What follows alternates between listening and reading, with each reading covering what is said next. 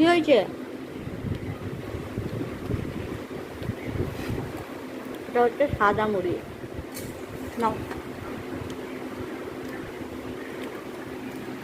সাদা মুড়ি। আর এটা আমার চানাচুর মুড়ি।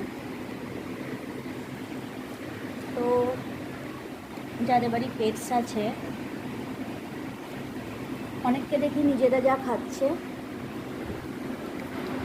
তাদের বাচ্চাকে সমস্ত কিছুই দেয় একটু করেও, কিন্তু জানে না যে কতটা ক্ষতি ওদের জন্য।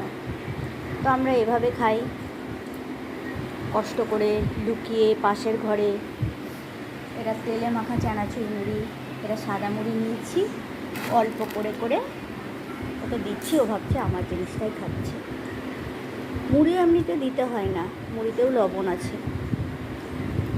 এই ভিডিওটা করার জন্য জাস্ট এটা দিয়ে দেখালাম, ঠিক আছে?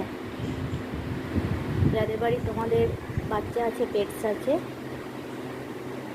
তারা দয়া করে নিজেদের খাবার ওদেরকে দিও না। ওদের খাবার দাও লবণ হলুদ ছাড়া,